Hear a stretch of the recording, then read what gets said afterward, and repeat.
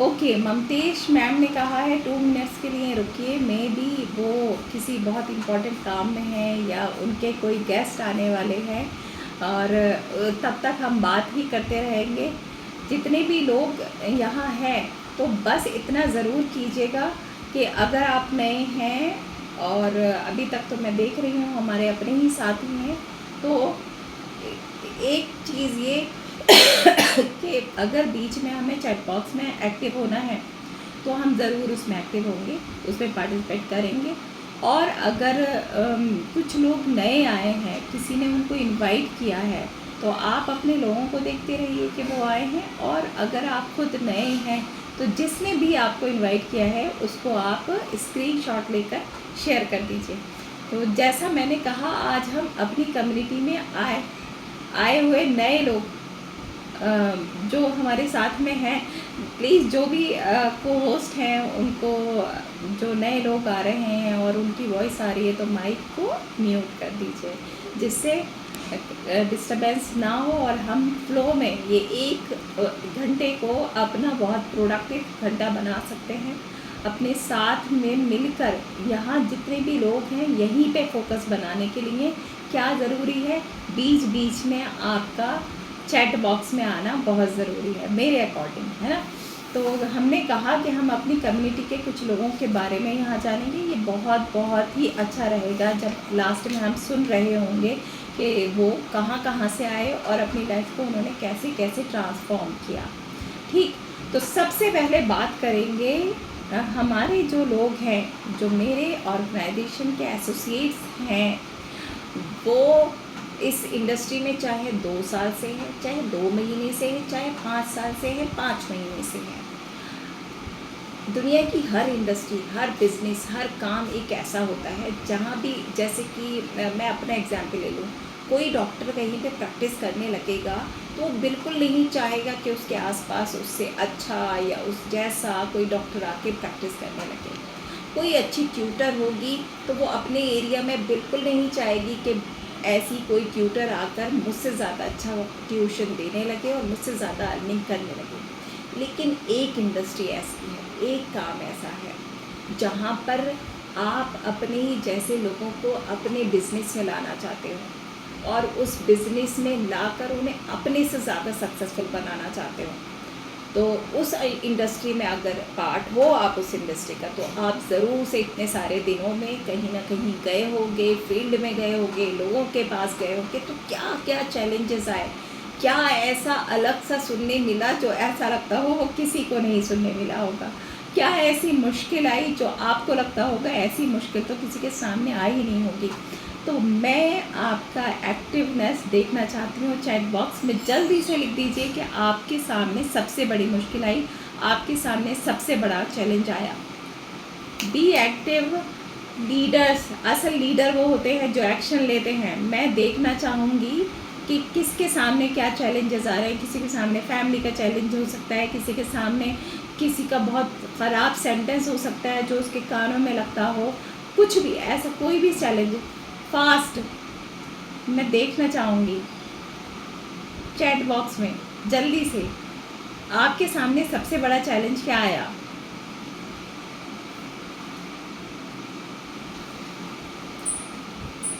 किसी के सामने कोई चैलेंज ही नहीं आया, इतना आसान बिजनेस रहा हमारा।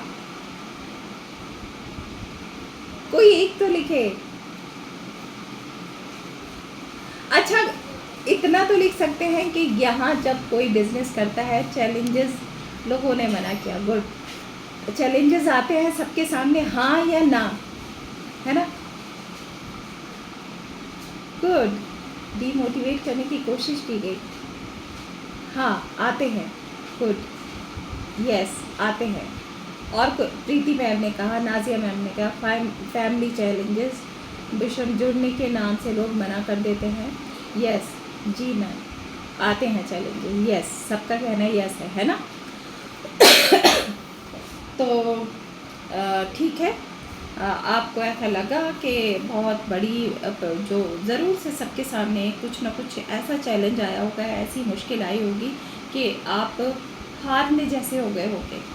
आप गिव अप करने जैसे हो गए होंगे, लेकिन अभी शायद ना शेयर कर पा रहे हो, ना उसको याद कर पा रहे हो।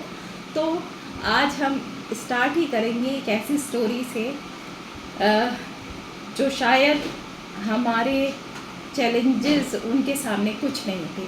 तो ये स्टोरी है good people don't want to change their comfort zone, है ना। उसको तोड़ना भी नहीं चाहते, उसको चेंज भी नहीं करना चाहते, जहाँ हैं कुछ ऐसी ज़िंदगी में है वैसे ही रहना चाहते हैं। गुड। तो हम एक स्टोरी सुनेंगे सबसे पहले। वो स्टोरी है भारत की प्रथम महिला शिक्षिका की स्टोरी, यानी कि फर्स्ट इंडियन टीचर की स्टोरी। कोई नाम लिखेगा जल्दी से, कौन थे? सर्च नहीं करना है, ऐसे ही अगर पता है तो लिखिए। चलिए मैं ही बताती हूँ।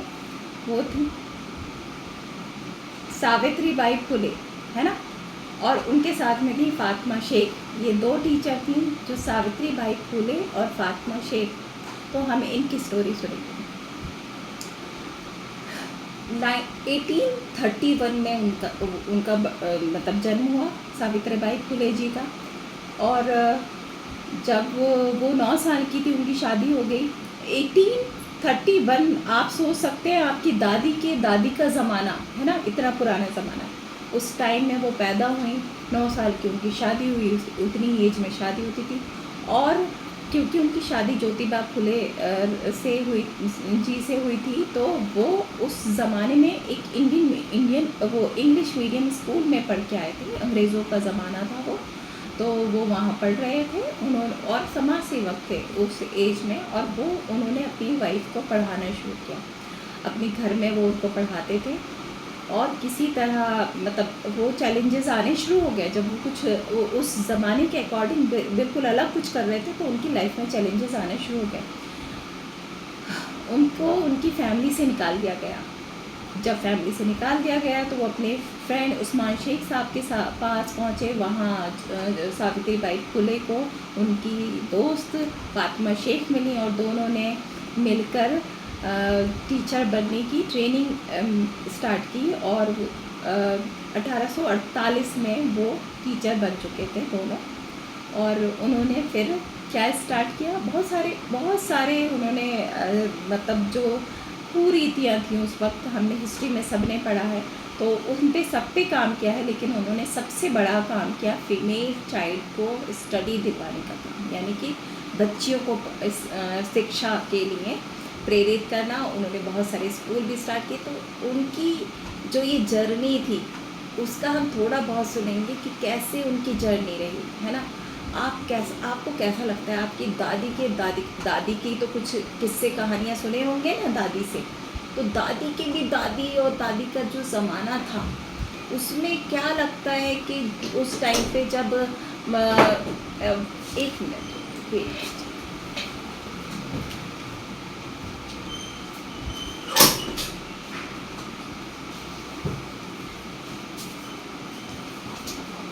हाँ, तो हमें उस टाइम पे क्या लगता है कि जब उस टाइम पर जो बच्चियों को, जो छोटी छोटी कन्याओं को क्या पढ़ाई करवाना बहुत इजी होगा, पाप समझा जाता था।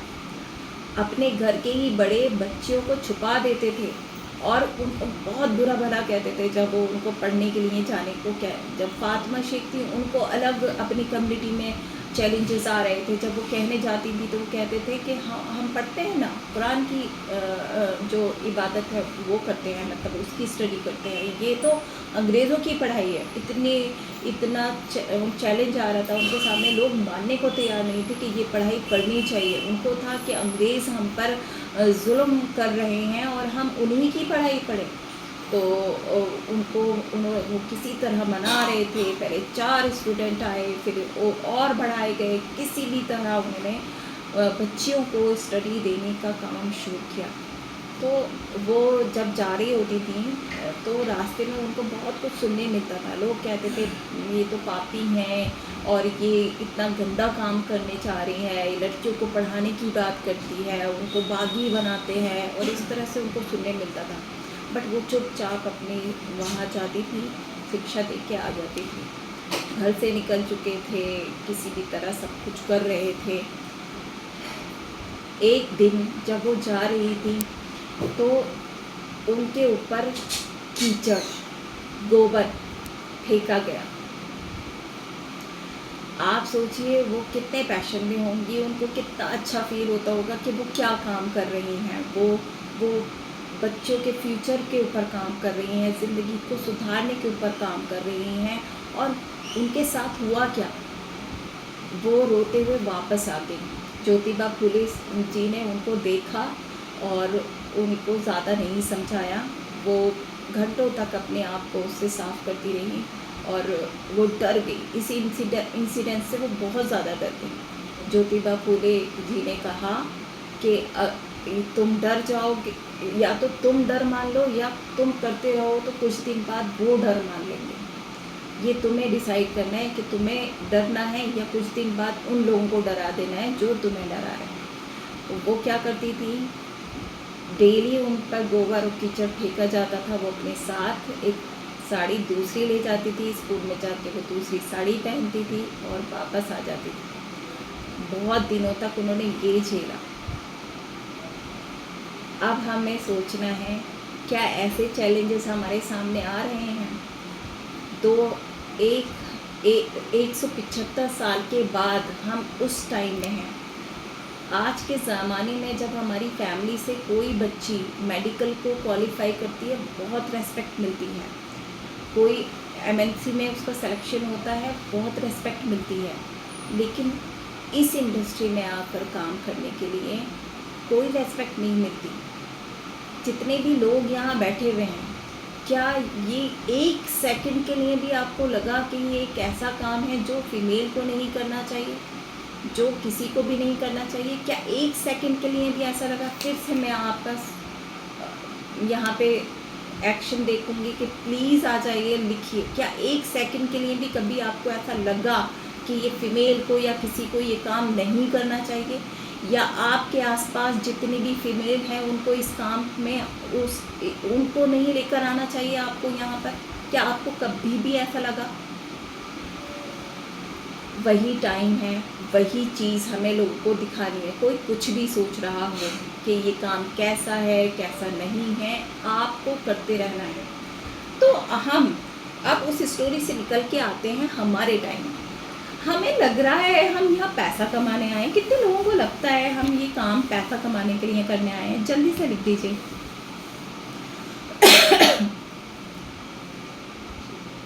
बुशरा मैम, हम यहाँ पैसा कमाने आए हैं। और किसी को लगता है हम यहाँ पैसा कमाने आए हैं?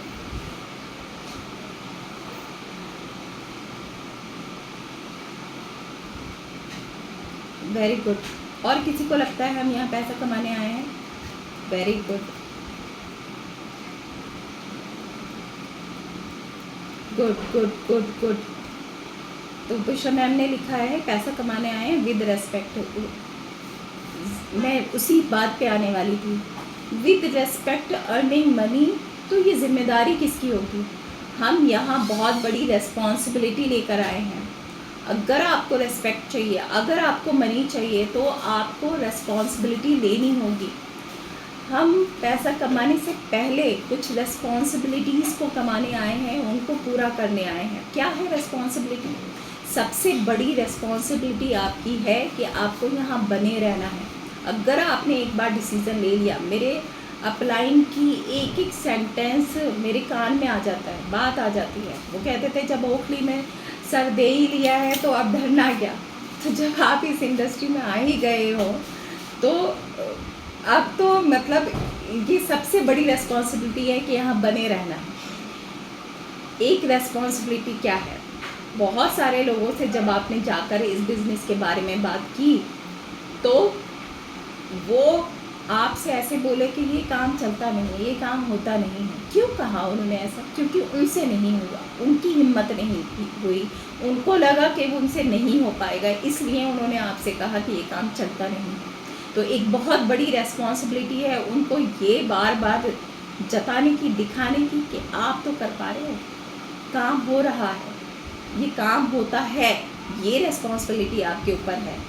उनको बार बार ये जताने की, ये दिखाने की, उन्हें बार बार हराने की। जिस दिन आप बैठ जाओगे, जिस दिन आप गिव अप कर दोगे, वो जीत जाएंगे। तो ये बहुत बड़ी रेस्पॉन्सिबिलिटी है।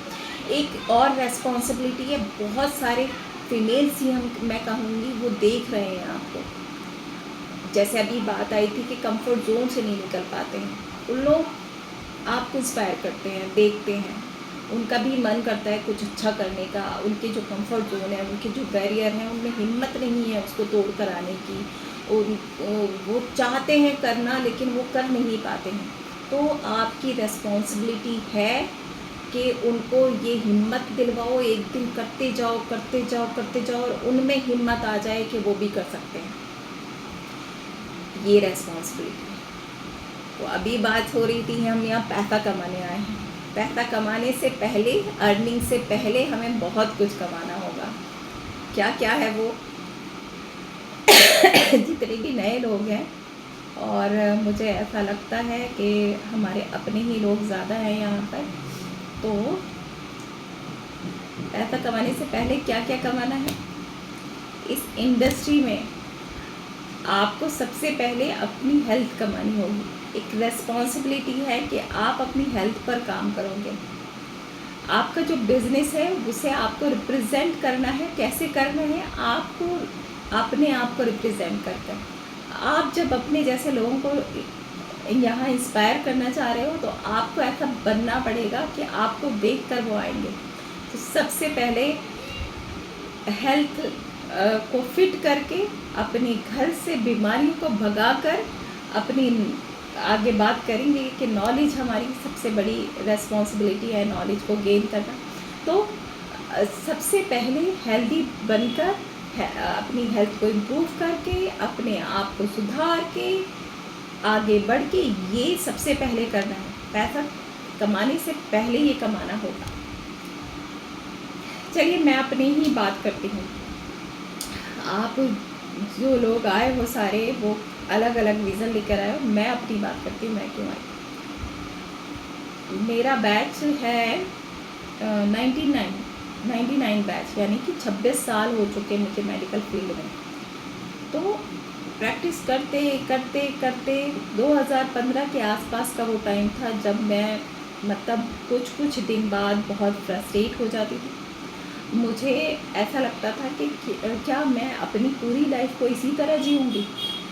मतलब क्या होता था उस वक्त, मैं खुद अपनी हेल्थ को ख़राब करने लगी थी। धीरे होते होते मेरी हेल्थ बहुत ख़राब हो चुकी थी। डेली बेसिस पर मैं बीमार होती थी, मोटी हो चुकी थी, और मैं कुछ दिन बाद फ्रस्ट्रेट हो जाती थी। फ्रस्ट्रेशन का कॉज क्या होता था? कॉज होता था जिस तरह का ट्रीटमेंट मैं लोगों का कर रही थी। लोग आते थे, अपनी प्रॉब्लम बताते थे, मुझे पता होता था कि ये किस बीमारी का कॉम्प्लिकेशन है। मैं उनको काउंसलिंग करना चाहती थी, बताना चाहती थी कि देखो ये इस वजह से है। तो उनकी जो आज की परेशानी, कहीं दर्द होना, कहीं कुछ होना, उन्हें इतनी बड़ी लगी नहीं रही होती थी। उन्हें ऐसा होता था बस उनको दवाई दी जाए और ये ठीक हो जाए आज ही, और वो चले जाए अपने काम से। तो दो ही रास्ते थे मेरे सामने, या तो मैं उनको जब भी वो मेरे पास आए मैं दवाई दूँ, पैसा लूँ। मेरा काम क्या है? पैसा लेना ना, पैसा कमाना था ना मेरा काम। तो मैं पैसा लूँ उनसे, पैसा कमाऊँ और उनको भेज दूँ। लेकिन मुझे पता होता था कि ये एक हफ्ते बाद फिर से इस कॉम्प्लिकेशन को और बड़ा करके, अपनी जो उनकी डिजीज़ चलती आ रही है, जो रूट कॉज है, उसको और बड़ा करके फिर से आएंगे। तो डॉक्टर क्या है, फिर से दवाई दे देगा, फिर से उन सिम्टम्स को सबसाइड कर देगा और फिर से पैसा कमा लेगा। या तो मैं वही रास्ता अपनाती रहती, या फिर मुझे होता था कि मुझे ये कुछ करना है, मुझे ये कुछ चेंज करना है, मुझे कुछ चेंज करना है। जैसे मैं इन लोगों को समझा पाऊँ कि आप अपनी जो बीमारी है, ये जो परेशानी आपको हो रही है, ये इस बीमारी की वजह से हो रही है। इस बीमारी को समझो, इस बीमारी पे काम करो। कुछ महीने लगेंगे, कुछ साल लगेंगे, और आप इस बीमारी से छुटकारा पालोगे। लेकिन जब आपके माइंड में कुछ आता है ना करने का, तो सारे रास्ते एकदम नहीं खुल जाते हैं। बस आ रहा होता है कि कहाँ से कोई रास्ता निकालूं मैं। करते करते कुछ सोचते सोचते ज़िंदगी ऐसी बीतती रही। मेरी भी अपनी लाइफ थी, बच्चा था, और भी ज़िंदगी मतलब थी। लेकिन कुछ दिन बाद बड़ा फ्रस्ट्रेशन होता था कि यार ऐसी ज़िंदगी रहेगी क्या। मैं पहले फ़ेसबुक पे बहुत बड़े-बड़े लेख लिखती थी, कुछ मतलब 1-2 साल पहले शायद मैंने एक लेख लिखा था कि सच में मैंने एक बार लिखा पूरा कि मुझे क्या चाहिए मेरी ज़िंदगी से। मैंने लिखा कि मैं एक ऐसी लाइफ चाहती हूँ कि जब मैं सुबह में उठूँ तो मैं बहुत एक्साइटेड उठूँ, बहुत खुश उठूँ, अपने लिए हर अच्छा काम कर रही हूँ जो मुझे करना अच्छा लगता है। मुझे जैसे उस दिन हमारी पिंकी मैम कह रही थी कि उन्हें अच्छा दिखना अच्छा लगता है? किसको नहीं लगता है? ये लोग पागल होंगे जो फीमेल कहती होंगी कि नहीं, अच्छा लगना अच्छा नहीं लगता है। हर एज में हर एक को अच्छा लगना अच्छा लगता है। मुझे बहुत अच्छा लगता था कि मैं अपने आप को हमेशा अच्छी लगूँ। मैं अपने आप को कभी भी ऐसा नहीं हुआ कैसी हो गई, ऐसा नहीं मैं चाहती थी। तो मैंने ये लिखा कि मैं कैसी लाइफ चाहती, मैं अपने आप को अच्छा लगना चाहती थी, हमेशा फिट रहना चाहती थी, और वही चीज़, और मैं खुश रहना चाहती थी, हंसती मुस्कुराती फ्री लाइफ, ऐसा मैं चाहती थी अपने लिए। तो मैं तो ऐसा चाहती थी। पैसे का इतना ज़रूरी है आपकी ज़िंदगी में, पैसा इतना ज़रूरी है, बहुत ज़्यादा ज़रूरी है, लेकिन शायद मेरे हैं ना इतने प्यारे से हस्बैंड बहुत ज़्यादा अर्निंग करने के लिए, तो मुझे बहुत ज़्यादा आता नहीं था, लेकिन मुझे लाइफ में हर दिन बहुत छोटी छोटी खुशियों पे खुश रहना था, और बच्चों की तरह रहना था, खूब अच्छा दिखना था अपने आप को, और बिलीव मी वही चीज़ मुझे दूसरों को देनी थी। कैसे दे पाऊँगी, यही सब मेरे माइंड में मैंने पूरा लिखा कि इस एक एक दिन जीऊँ मैं, हर एक दिन को अच्छे से जीऊँ, क्योंकि इतनी सालों से सेम लाइफ, सुबह उठो, खाना तैयार करो, बच्चे को भेजो, खाना तैयार करो, क्लिनिक चले जाओ, मरीजों की बात सुनो, वापस आ जाओ, बच्चे के साथ थोड़ा टाइम बिताओ, फिर से कुछ खाना तैयार करो, फिर से क्लिनिक चले जाओ, फिर से आ जाओ। पूरी लाइफ बीतती चली जा रही थी इसमें। 3-4 साल फिर से बीत गए, फिर आता है कोविड। आप यकीन जानना, जब कोविड में हमारे रमज़ान स्टार्ट हो गए थे, मैंने बिल्कुल मेरे सारे जो मेल डॉक्टर थे उन्होंने कह दिया डॉक्टर अज़मा को नहीं भेजना। मेरे हस्बैंड क्लिनिक जाते थे, फिर वो हर 3 दिन में जाते थे। बहुत हमारी लाइफ बहुत उस वक्त अजीब हुई थी। तो मैं और मेरा बेटा, और मैंने 1 हफ़्ता सिर्फ सोशल मीडिया देखा था, उसके बाद कट ऑफ। हम कोई न्यूज़ नहीं देखते थे, कुछ नहीं, बस मैं और मेरा बेटा, और शाम में जब भी फ्री टाइम में मेरे हस्बैंड अच्छे खासे फ्री रह रहे थे, बस वो क्लिनिक के बाद आ जाते थे। उस टाइम में मुझे इतना ज़्यादा, जैसे मुझे ना रोक दिया गया कि मत दौड़ो, इस दुनिया में मत दौड़ो, कुछ ज़रूरी नहीं है, कुछ नहीं होगा, सब ऐसे ही एक दिन चले जाएंगे। जिस चीज़ से, छोटी छोटी चीज़ों से जो खुशियाँ मिलती हैं ना, वो करना शुरू करो। कुछ डिसाइड कर लिया, बहुत ज़्यादा चेंजेस आ चुके थे थॉट प्रोसेस में, जो भाग दौड़ थी ज़िंदगी की वो रुक चुकी थी, सोच बदल चुकी थी। फिर मैं इस मतलब जो चाहोगे ना, जिस तरह से जीना चाहोगे, जिस तरह की लाइफ को मैनिफेस्ट करोगे, मिल जाएगी वो। फिर मुझे ये उन्हीं दिनों में ये इंडस्ट्री इंट्रोड्यूस की गई, इतनी खूबसूरत इंडस्ट्री। 1 सेकंड के लिए मुझे ये नहीं आया है कि ये ख़राब इंडस्ट्री है। इस इंडस्ट्री को जो रेस्पेक्ट नहीं देते हैं, बहुत ही बदकिस्मत लोग हैं वो, उन्हें वैसा रहने दो, और हम सब इसको अच्छे से करते करते अभी अभी में हम बात करेंगे कि हमें कैसे, जो इतनी बड़ी रेस्पॉन्सिबिलिटी है ना हमारे ऊपर, इस इंडस्ट्री को रेस्पेक्ट दिलाने की रेस्पॉन्सिबिलिटी, वो सबसे बड़ी रेस्पॉन्सिबिलिटी है, उस पर हम कैसे काम करेंगे। तो भाई मैंने इस इंडस्ट्री में आके हर दिन ये सोचा है कि ये बहुत ख़ास इंडस्ट्री है। मुझे लगता है भारत का सबसे अच्छा प्रोफेशन मेरे पास है, ठीक है। हर घर का जो फादर होता है ना, अपनी बेटी को तो वो डॉक्टर ही बनाना चाहता है, तो उससे भी ख़ास ये कि आपके पास बीमार आए, उससे ज़्यादा बेहतर है कि आप लोगों को ये सिखाओ कि कैसे उनको हेल्दी रहना है, कैसे उनको बीमार नहीं पड़ना है, ठीक है। तो ये सबसे अच्छी इंडस्ट्री है, ये आपको सिखाना है, ये आपको बताना है, आपकी पर्सनैलिटी से आपको उनको ये जाहिर करना है कि बीमारी को अपने घर से भगा देना है, हेल्थ को ऐसे मेंटेन करना है कि बीमार ही ना पड़े। तो हमारे ऊपर कितनी बड़ी रेस्पॉन्सिबिलिटी है। अच्छा फील हो रहा है, जल्दी से लिख दीजिए बहुत अच्छा फील हो रहा है, बहुत अच्छा। बी भी लिख दीजिए, बहुत BA, बहुत अच्छा है ना। आगे बात जब करेंगे, जब सबका आ जाएगा बहुत अच्छा फील हो रहा है।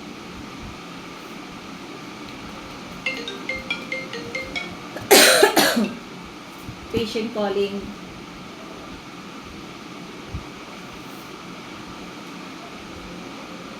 आज पेशेंट का टाइम बाद में, उन्हें खुद कॉल करके, है ना, बहुत अच्छा फील हो रहा है। हम एक बहुत ही रेप्यूटेड इंडस्ट्री में हैं। और मैं अपने एक और छोटा सा एक्सपीरियंस बताती हूँ। मतलब कभी कभी हम लोगों की बातों से, जैसे इस इंडस्ट्री के बारे में ना, जिसने भी जहाँ से सुना है इतनी ख़राब तरीके से उसको सुना है कि उनको वही इन्फॉर्मेशन मिल गई, वही नॉलेज मिल गई, उन्होंने वही माइंडसेट बना के बैठ गए कि इंडस्ट्री ऐसी है। तो मुझे पता नहीं कहाँ से नॉलेज मिली, अभी नाम याद नहीं आएगा, जो नायिका है ना, नायिका, उसकी जो ऑनर है वो जो भी है, तो मुझे नायिका जब शुरू में मतलब उसके बारे में मुझे बताया गया था, तो मुझे पता नहीं क्यों ऐसा लगा कि ये बहुत ही बुरा ब्रांड है, ये बहुत ही बुरा साइट है। लेकिन कुछ दिन बाद जब मैंने उसके बारे में पढ़ा, ठीक है, उसकी ऑनर के बारे में पढ़ा, उनकी चीज़ों को जाना, तो मैं अब नायिका पे बहुत बिलीव करती हूँ। ऐसा कुछ ना कुछ छोटा इंसिडेंस आपके साथ भी हुआ होगा कि पहले हमें वो चीज़ बहुत बुरी लगती है, और फिर जब हम उसके बारे में और ज़्यादा जानते हैं, समझते हैं, तो हमारा जो उस परसेप्शन है उसके बारे में जो जानकारी है वो बदल जाती है। ठीक, तो ऐसे ही इस इंडस्ट्री को आज लोग जैसे भी समझते हैं, हमारी एक बहुत बड़ी रिस्पॉन्सिबिलिटी है इस इंडस्ट्री को रेपुटेशन देने की। इंडस्ट्री कैसे देंगे हम? तो मेरी पहली बात आई, सबसे पहले अपनी हेल्थ को इम्प्रूव करके, अपनी फैमिली से बीमारियों को भगा के, लर्निंग, इस इंडस्ट्री में बने रहकर, हमारी रिस्पॉन्सिबिलिटी क्या है, इस इंडस्ट्री में बने रहकर हम इसको इज्जत देंगे। हमारी रिस्पॉन्सिबिलिटी क्या है, हमें लर्निंग लेनी होगी, इतना नॉलेजेबल बन जाना होगा कि जब ममतेश मैम से मैं पहली बार शायद अच्छी तरीके से हम अभी उसी में मिले थे जो हमारी जनवरी में RTP हुई थी, लेकिन इनके इतनी जल्दी इतने चेंजेस मैंने देखे। मे भी उससे पहले से अपनी लाइफ हम बहुत पहले से ही मतलब अपने ऊपर काम कर रहे होते हैं, लेकिन जितने मन से ये कर रहे हैं, एक एक पेशेंट का उसको सीरियस लेना, उसको अगर मैं कुछ बता दूं, मैम इसको ऐसे क्यों करना है, हमें मतलब हर चीज़ को सीखने की जब भूख होगी ना, ठीक है, आप हर दिन बदल रहे होगे, हर दिन।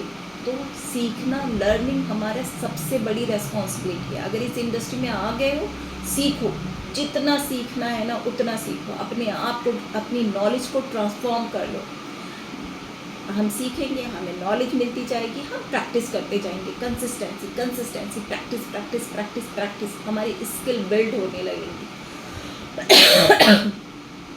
अभी जब हम कह रहे थे हम यहाँ पैसा कमाने आए हैं, तो मेरी बात हुई थी सबसे पहले हमें अपनी हेल्थ को कमाना है, अपनी फैमिली की हेल्थ को कमाना है, अपनी नॉलेज को कमाना है, अपनी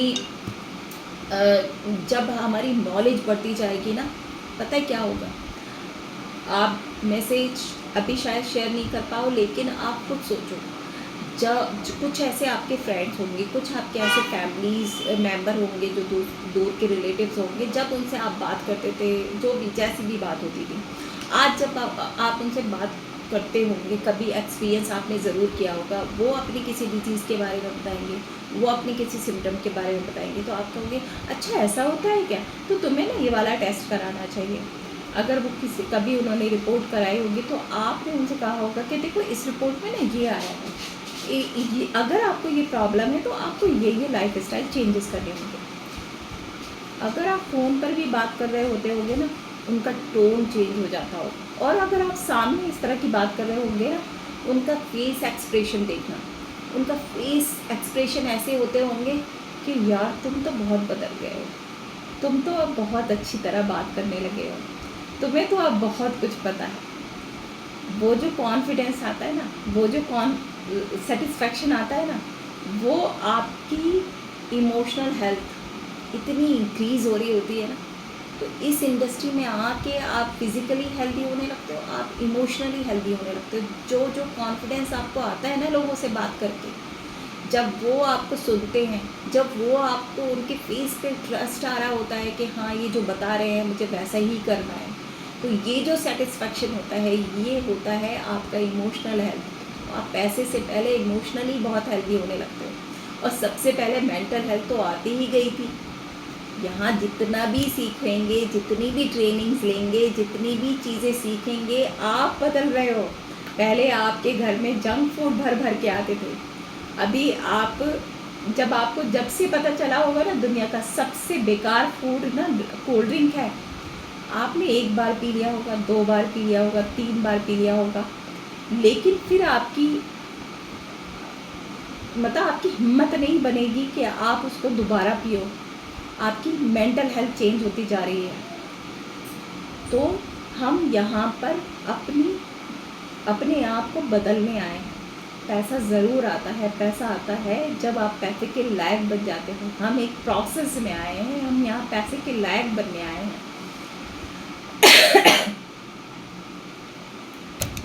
तो जितने भी नए लोग हैं क्या समझ रहे हैं, कौन सी ऐसी इंडस्ट्री है ना। जब हम हेल्थ की बात किए जा रहे हैं, ये इंडस्ट्री है हेल्थ एंड वेलनेस इंडस्ट्री, है ना। एक डॉक्टर कह रही है कि जहाँ बीमार आते हैं वो वाली इंडस्ट्री से हटकर एक ऐसी इंडस्ट्री में आना है जहाँ ये सिखाया जाता है कि हेल्थ को कैसे मेंटेन करना है। तो ये इंडस्ट्री है वेलनेस इंडस्ट्री, ये इंडस्ट्री है हेल्थ मेंटेन करने की industry, holistic coach, wellness coach बनने की इंडस्ट्री।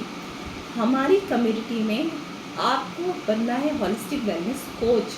कैसे बनना है, क्या प्रोसेस होगा, ये सब तो आप उससे पूछ लेना जिसने आपको यहाँ इनवाइट किया है। देखिए, और आगे उसकी भी बात होगी, क्या पूरा प्रोसेस होगा। जो हमारे साथ में आके हॉलिस्टिक वेलनेस कोच बने हैं वो कितने महीने में कितनी इनकम ले चुके हैं। यार पैसा बहुत ज़रूरी है, पैसा आ रहा है लोगों को, लेकिन आप एक्सेप्ट करो अपनी रियलिटी।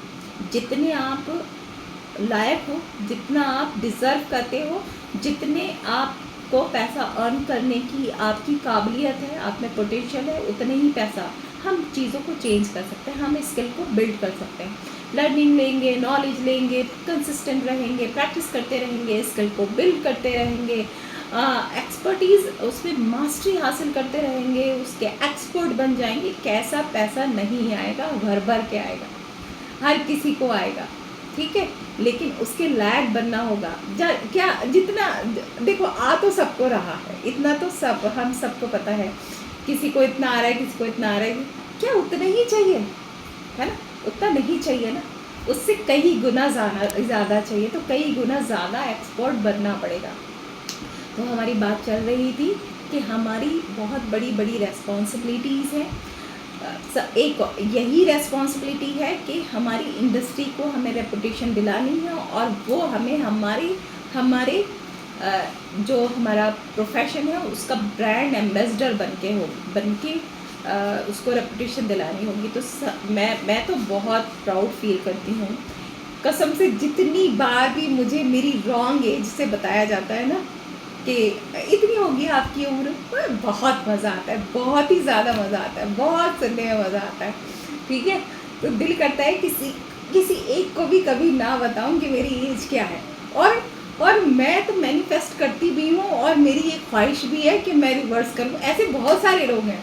मुझे एक कमेंट मिला था कि महेश बाबू को क्यों मतलब उसकी कंपटीशन में हो गया, तो मैंने कभी ध्यान नहीं दिया था, लेकिन मैंने देखा महेश बाबू कभी वो थोड़ा सा भी एजेड नहीं लगा, हमेशा वो लगा कि वो शायद थोड़ा और रिवर्स कर रहा है एज को। तो मैंने कहा नहीं, मुझे तो उससे भी ज़्यादा रिवर्स करनी है एज, मैं ऐसा बोल देती हूँ। तो बहुत मज़ा आता है हमें, हमारी इंडस्ट्री का, हमारे प्रोफेशन का हमें ब्रांड एम्बेसडर बनना है ना। अजी बहुत ही प्यारे प्यारे एक ने कहा कि ये तुम्हारे हस्बैंड है क्या, ये फादर है। तो मैं मुझे गुस्सा तो बहुत आया। मैंने कहा तुम्हें क्या लगता है तुमको मेरे हस्बैंड ही है? तो कह अरे आप मुस्लिम में ना बहुत जुल्म करते हैं, इतनी एज से शादी कर दी। मैंने कहा क्यों, क्या एज लग रही है उनकी? ज़्यादातर मैं जवाब नहीं देती, 99% लोगों के जवाब नहीं देती, लेकिन उसका क्वेश्चन इतना मज़े का लग रहा था, मेरा मन कर रहा, मैंने लिख दिया। मैंने कहा क्यों, क्या एज लग रही है? तो वो बोले अरे इतने बड़े लग रहे हैं आपसे, बड़े ही हैं, पैसा बहुत है क्या उनके पास जो इतने बड़े से शादी कर दी? मैंने कहा क्या एज लग रही है, एज बताओ ना। तो वो बोला कुछ कि आपकी 38 और उनकी इतनी। तो मैंने ना उसको कर दिया, मेरी 46 है और उनकी 42 है। फिर हंसी का वो आया, हो ही नहीं सकता। मैंने क्यों नहीं हो सकता? मेरे प्रोफाइल को देखो, मैं अपनी प्रोवेल्स की ब्रांड एम्बेसडर हूँ, तो मुझे मेंटेन करना पड़ता है। मैं तो इतनी ही साल की हूँ, मुझे रखना पड़ता है अपने आप को ऐसा। तो बहुत मज़ा आता है ऐसा सब सुन के। तो हम सबको अपनी अपनी बिजनेस का ब्रांड एम्बेसडर बनना है, ठीक है?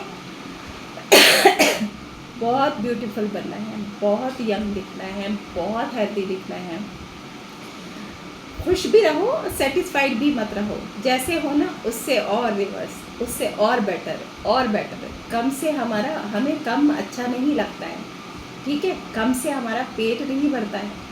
जितना पैसा बहुत चाहिए ना, तो अपनी हेल्थ भी बहुत मेंटेन करनी है। और हमारी फैमिली, ये कहा जाता है दुनिया में ना, हर इंसान अपनी मौत से ज़्यादा डर अपनी फैमिली मेम्बर्स की मौत से डरता है।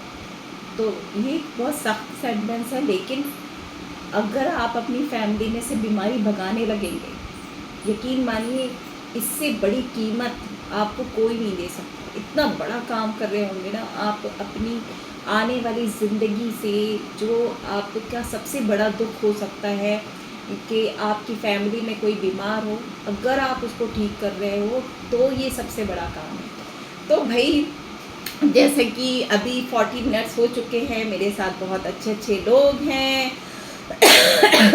मैं चाहूँगी कि थोड़ा 2-2 मिनट बोलें। उससे पहले चाहे हमारे साथ यहाँ आज एक ही नया इंसान आया है ना? आए तो हैं, थोड़े बहुत तो आए हैं। उनसे मैं प्रॉमिस लेना चाहती हूँ, कोई रिक्वेस्ट नहीं। हम लोग रिक्वेस्ट नहीं करते हैं, क्योंकि हम दुनिया का सबसे अच्छा बिज़नेस आपको इंट्रोड्यूस कराना चाह रहे हैं। तो उनसे एक प्रॉमिस लेना चाहूँगी, अगर ज़िंदगी में कभी भी कुछ अच्छा करने का मन हुआ है, ठीक है, कुछ प्रोडक्टिव, कुछ अपनी लाइफ को बहुत प्यारा सा कुछ करने का मन हुआ है, तो इससे ज़्यादा नोबल कॉज का काम, इससे ज़्यादा अच्छा काम, इससे ज़्यादा अपनी फैमिली को कुछ बहुत ही प्यारा देने वाला काम, सोसाइटी को सबसे अच्छा काम देने वाला काम देकर लोगों की हेल्थ को इम्प्रूव करवा के जो सेटिस्फेक्शन, जो कॉन्फिडेंस, जो अच्छी फीलिंग आपको आती है, उससे अच्छा काम आपको कहीं नहीं मिलेगा। तो इस काम को जिन नए लोगों से मैं बात करना चाह रही हूँ ना, वो और हर कोई अभी ये चाह रहा है कि मैं 50 साल जीऊँ, मैं 100 साल जीऊँ, मैं अपनी 50 साल, आने वाली 50 साल की ज़िंदगी में से ना 3 महीने दे देना, और इन 3 महीने में ना जिसने भी आपको इनवाइट किया है उससे सीखना, उससे कुछ वीडियो मांगना, उनको देखना, समझना कि क्या काम है ये, क्या ऐसा यहाँ लोग कर रहे हैं, कैसे अपनी ज़िंदगी को बदल रहे हैं, कैसा पैसा बहुत बड़ी ऐसी भी चीज़ नहीं होता है कि कहीं से भी नहीं कमाया जाए, लेकिन अच्छे कारण से, अच्छी वजह से अगर आप कमा पा रहे हो तो वो चीज़ को सीखो, जानो, समझो। कुछ महीने दे देना अपनी ज़िंदगी में से इसको सीखने के लिए। तो नए लोगों के लिए सबसे पहले मैं थोड़ा सा एक कुछ कहना चाहूँगी। शेर कहने का भी मुझे बहुत शौक़ है, बट मुझसे मैं इतनी इम्पोर्टेंस नहीं देती, याद नहीं करती हूँ अभी। कदम थमते ही नहीं जब इरादों में जान हो, सपने अधूरे नहीं रहते जब जज्बे तुम्हारे साथ हों, बस एक बार खुद से ये कह देना कि तू भी कर सकती है, क्या पता खुदा को बस इसी का इंतज़ार हो, है ना? तो ये शेर हमारे आए हुए नए लोगों के लिए था। आप जानना ज़रूर, इस चीज़ को समझना ज़रूर, उसको सीखने की ज़रूर कोशिश करना, और फिर डिसाइड करना। कहीं से कुछ कभी सुनने मिला है ना, तो मेरा वो नायिका वाला इंसिडेंस याद कर लेना, कसम से मुझे लगता था ये सबसे चोर ब्रांड आया है मार्केट में, लेकिन मैं आज बहुत ज़्यादा बिलीव करती हूँ। हर कोई बहुत मेहनत करके अपना स्पेस इस दुनिया में बना रहा है। हमें सबकी रेस्पेक्ट करनी चाहिए। अगर कभी लग रहा है कि उसने अच्छा नहीं किया आपके साथ, तो वो लोगों से ज़्यादा शेयर नहीं करना चाहिए, ठीक। तो मेरे साथ सबसे पहले तो मेरी कम्युनिटी की बहुत ही मतलब सब, मैं हमेशा कहती हूँ सब जो है ना बहुत ही यूनिक है, सब बहुत ही स्पेशल है। लेकिन सबसे छोटी एज की और सबसे मेहनती हमारे साथ पिंकी पाल मैम है, और सबकी क्लैपिंग चाहिए उनको वेलकम करने के लिए। और उन्होंने पहले उन्हीं से सुनेंगे, लेकिन मैं फिर भी थोड़ा सा बताती हूँ कि बहुत कम मेहनत करके, मेहनत तो बहुत की होती है, लेकिन ये जो एक उन्होंने अचीवमेंट लिया है, उन्हें एक इंटरनेशनल ट्रिप अभी वो करके आए हैं, तो इसके लिए बहुत ज़्यादा मेहनत भी नहीं की थी। ऐसा नहीं कि बहुत बड़े बड़े काम करने पड़े थे, लेकिन वो अचीव करके आई। लेकिन थोड़ा सा और भी बताइए कि सालों से वो अपने ऊपर कैसा काम कर रही थी जो वो इस मुकाम पर आ पाई हैं। Welcome ma'am.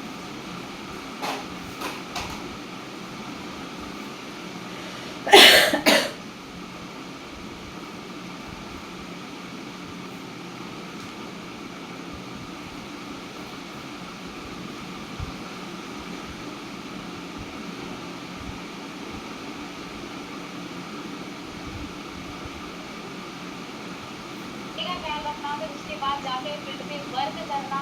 सीरियसली मतलब जो लेडी कर सकती है ना, वो मतलब बहुत ही काबिल तारीफ है। इसलिए सेशन का नाम भी जो रखा गया है वुमेन एम्पावरमेंट। सच में लेडी से बहुत अच्छा कर सकती है। तो मेरा नाम पिंकी पाल है और मैं अभी अनमैरिड हूँ, और अपनी स्टडी के साथ साथ इस इंडस्ट्री में आई और इंडस्ट्री को जाना, सीखा, समझा।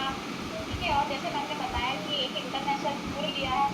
इतना कुछ खास नहीं किया है इंटरनेशनल टूर के लिए, क्योंकि जब मैं इस इंडस्ट्री में आई थी तो बताया गया था कि ऐसा इंटरनेशनल टूर आपको मिलेगा, आपको दिया जाएगा।